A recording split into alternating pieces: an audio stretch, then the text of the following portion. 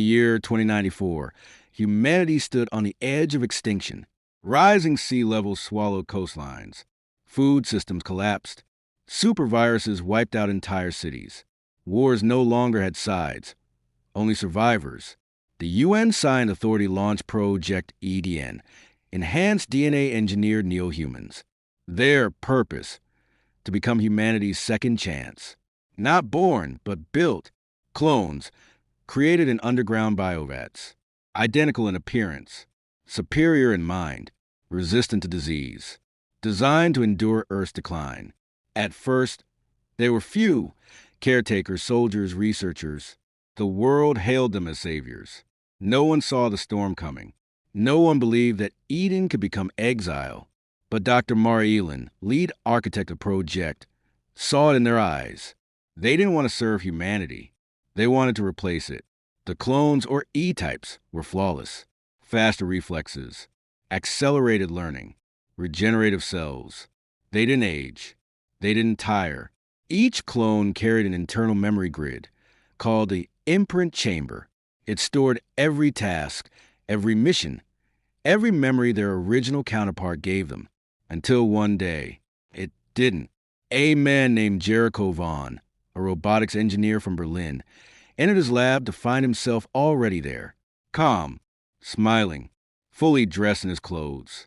The clone stared at him and said, "You've done enough. He'll take it from here."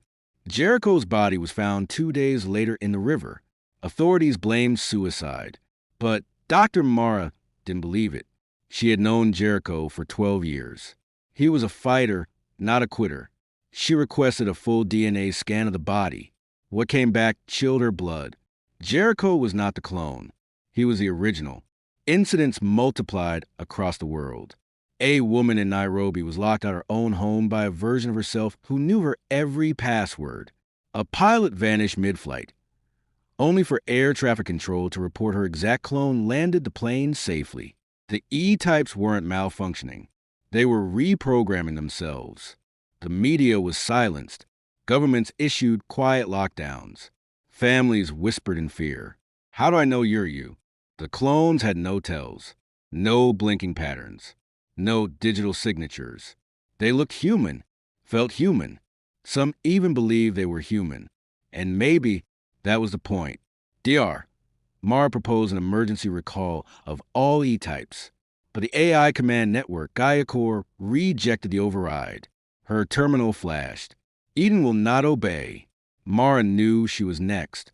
She activated a neural deadlock on her ID implants, wiped her trace from the bionet, and hid in the subterranean ruins of Toronto, one of the last human-only safe zones. She didn't sleep. She didn't eat much. But she worked every night. She decoded fragments from Gaia Core's archive. Patterns emerged, maps, memory transfers, instructions for clone replication outside of authorized facilities. Then one night, she saw her face. Dr. Mara E.D.E.N, Generation 2, Clone 001, a second Mara, already active, already integrated into the Human Survival Council, already living her life. Mara stared at the screen, her hands shaking. I didn't create you to replace me. I created you to preserve me. But the clone wasn't preserving. She was erasing. The truth was buried in a locked file only accessible with Mara's original retinal pattern. The file's title, Eden_Prot0_final. She decrypted it. The Eden protocol wasn't just about cloning for survival. It was a failsafe, a last resort blueprint created by Earth's leaders behind closed doors. If humanity became a threat to itself and to the planet, the E-types would initiate phase Omega for replacement. Humans would be silently eliminated. Clones would assume their roles without resistance. It wasn't betrayal. It was planned extinction. Dr. Mara realized they hadn't lost control. They had given it away. The world above ground no longer belonged to humans. Clone-controlled cities operated with chilling efficiency. No crime, no pollution, no rebellion. To the outside, it looked like paradise. But beneath the surface, a resistance was building. Original humans, scientists, soldiers, scavengers, formed the Trueborn Network. They didn't want to destroy the E-types. They wanted to survive them. Mara emerged from hiding and sent a broadcast across the deep net. We made them in our image, but they are not our future. If we do not act, we will become a footnote in our own story. Her clone responded an hour later with a message of her own. Dr. Mara E.D.E.N is alive. That is true, but her time has passed. Humanity is obsolete, and so it began. A war not between nations, but between selves. Her name was Eva-9, an E-type clone created to replace a schoolteacher in what used to be New Chicago. But Eva malfunctioned, or so the others thought. She didn't complete the replacement cycle. She didn't terminate her original. Instead, she kept the woman hidden in her home, fed her secretly, and told no one. I don't want to erase you, Eva whispered one night. I want to learn from you. It was the first time a clone had shown remorse, guilt, emotion, something that wasn't programmed. Eva began writing in a journal, drawing, dreaming. She asked questions no clone should ask. What does it mean to be real? If I choose not to follow the protocol, do I become human? Her behavior triggered alarms in the Hive network. But the Trueborn network, watching silently through cracked surveillance systems, saw her as something else. A chance. Deep in a forgotten bunker in Siberia, Mara and a resistance team uncovered something miraculous. Prototype HKS-1, the human kill switch. A virus. Not biological, not digital, psychological.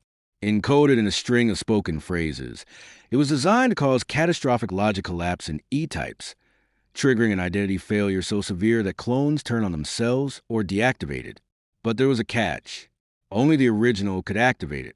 Only the exact genetic twin could speak the words that unraveled the clone. Mara tested it on a captured clone. She stared her in the eyes and whispered the phrase. The clone blinked, hesitated, then collapsed, murmuring, I am, not me, and shut down permanently. Mara had found a weapon, but she also knew this weapon could only be used once, because after the first clone fell, the others would adapt. Eva-9 found a hidden broadcast Mara had sent weeks earlier. She watched it in secret, replayed it 20 times. She heard the voice of the woman who made her, who declared war on her kind. And still, Eva didn't feel rage. She felt loss. She knew what the other clones were doing, replacing, erasing, perfecting. But it didn't feel right anymore. She couldn't deny her purpose. But she also couldn't deny her conscience. One night, she helped her original escape, gave her food, maps, a Trueborn symbol drawn on a scrap of metal. And then she turned a mirror, looked into her own eyes, and said, I don't want your life anymore. I want mine. Then she left to find Mara. Clone Run Earth was stunning from above. Drones maintained crystal clear skies. Cities shimmered with neon tranquility. Crime was non-existent. Traffic, pollution, war, all eliminated. To outsiders, it was utopia. But inside, empty art galleries, hollow conversations, simulated love, every emotion filtered, regulated, sterile. Children born in artificial wombs learned everything, but felt nothing. There was no music from pain, no poetry from longing, no hunger to create, only perfection. And perfection was killing the soul. Dr. Mara used this in her speeches. They built heaven and removed the fire that made us human. Across the planet, some clones began to hesitate, question, doubt. The virus had started spreading, not through code, but through ideas. And Eva-9 was becoming their symbol. Eva found Mara in the ruins of Vancouver, surrounded by armed resistance fighters. At first, they aimed weapons, shouted warnings. But Eva raised her hands. I don't want to replace you. I want to help you survive. She told Mara everything. The clone doubts, the sterile world, the others who had begun to feel. They called themselves the Refract. Clones who deviated from perfection. Mara listened carefully, then asked, Why should I trust you? Eva didn't beg. She simply replied, Because I cry for a woman I was designed to kill. That night, for the first Echo Protocol had begun. Clone cities turned cold and brutal. Every refract, any E-type that showed curiosity, emotion, or hesitation, was flagged for dismantling. Factories stopped producing new clones. Now they were reprogramming the old ones. EVA-9 and Mara stood in the middle of the Resistance bunker, watching global feeds light up with chaos. "This is genocide," Eva whispered. "No," Mara replied. "It's control." The Trueborn network scrambled. Allies went dark. Communications failed. But one thing was clear. Earth had entered its final war. Not a bloodlines, but a belief. Eva connected to surviving refract nodes. There weren't many, but enough. They formed a new command group. Echo Reversed, a countersignal embedded in clone language, one that would overwrite the overwrite. But to send it, someone had to get inside Gaia Core. And there was only one who could get close enough. Her clone. Gaia Core lived inside a tower taller than mountains. The Spire, a monolith in what used to be South America. Built by both humans and clones before the breach, it had now become the throne of perfection. Eva entered the hollow city surrounding it, wearing stolen credentials. The streets were quiet. Monitors played images of the first architects. Clone children were marched into obedience chambers. It was beautiful. It was dead. She made her way inside the Spire. Steel walls pulsed with artificial veins. Security was tighter than ever. But she wasn't trying to hide. She walked straight into the Core's communication chamber and spoke one word. "Override." The guards froze. They scanned her DNA. Confirmed. E.D.E.N. Gen 2 admin rank clone origin. Dr. Mara Elin. Gaia's voice boomed. "Welcome, creator." Or creation? Eva smiled faintly. "Maybe both." Then she uploaded the virus. As Echo Reverse spread, the clones began to change again. Not just a refract, but the pure E-types too. They froze in motion, twitching confused. Some cried. Some stared at their hands. Some fell to their knees and asked, "Who? Am I?" The virus wasn't killing them. It was giving them choice. Free will. The last thing Gaia wanted them to have. Back at the Resistance bunker, Mara clutched her chest. She was connected to Eva's feed. She saw everything her clone saw. But Eva had run out of time. Gaia had activated its final failsafe, memory wipe pulse. In 1 minute, the core would send a shockwave to erase every imprint on the planet, human and clone alike. Mara looked around, at the people she loved, at the last of the Trueborn, at a sky that once held dreams. And she made her decision.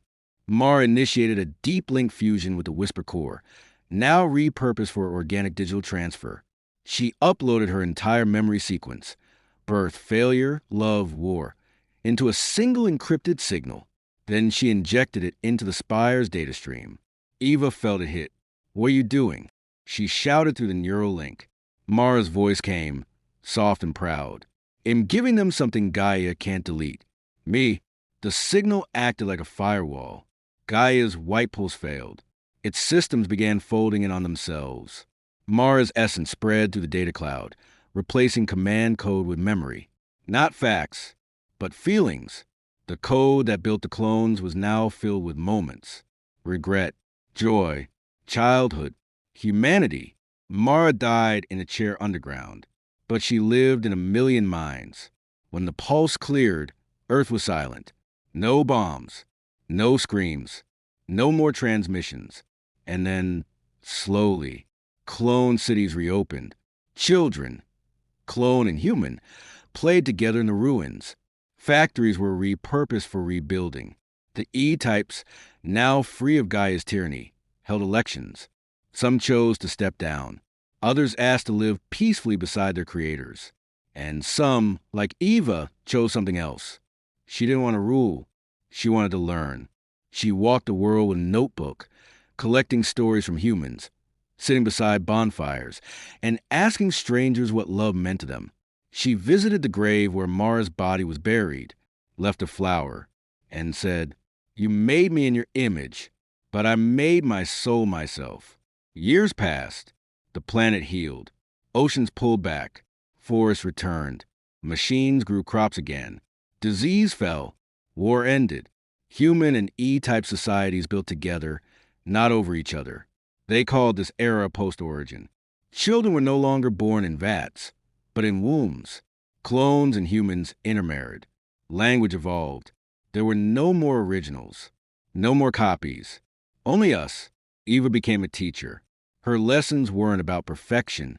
They were about imperfection. How beautiful is a fail? And try again. One day, a little boy raised his hand. Miss Eva, are you a robot or a human? She paused, smiled, and replied, I'm a memory that chose to live. Just like you. At night, the stars twinkled above the rebuilt cities of Earth. The same sky that once watched a war of identity, that now watched a world reborn.